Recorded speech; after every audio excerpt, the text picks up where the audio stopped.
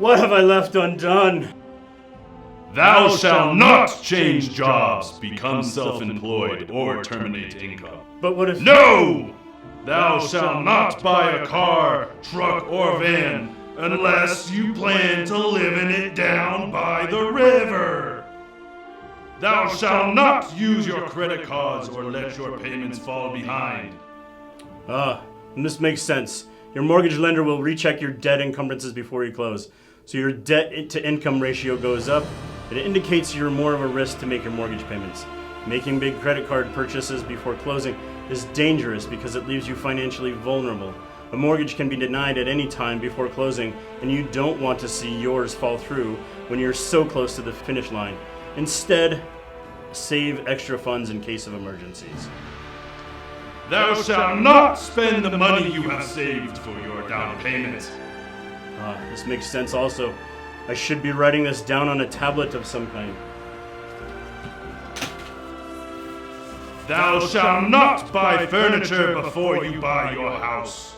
But where will the people sit? Nowhere if you don't have a house to put it in. Good point. Give the furniture store a list of the items you want to buy and come back after closing. What else? Thou shalt not originate any new inquiries on your credit report. You've got to make timely payments on your accounts like your mortgage, your rent, your car loan, cell phone, and credit cards during this time. Thou shalt not make any large deposits into your bank account. It needs to be seasoned. That's not what I mean. Thou shalt not change bank accounts. Better tablet I can get? Thou shalt not co-sign for anyone, including your cousin, Eddie. Thou shalt not purchase anything of significant cost until well after closing. Thou shalt not hire any contractors to do work on the new place. Thou shalt not ignore answering financial questions from your lender. Thou shalt not plan to go house shopping until you're pre-approved. Your agent will be your advocate just as soon as you get to that point. Having an expert at your side will make your experience far less stressful and help you avoid making mistakes. But you can't go see houses until we know how much you're pre-approved for. Do not assume anything.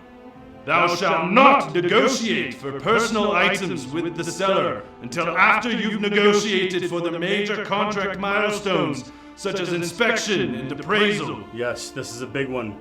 Get the major issues pertaining to the purchase of the house out of the way first. When those matters are resolved and their deadlines have passed, then there's still some goodwill between parties. By all means, work on buying items from the seller. Is that all? Thou shalt not switch lenders in the middle of a contract, or I will smite thee down. This can be a daunting list, but there are things we can do to prepare for a mortgage.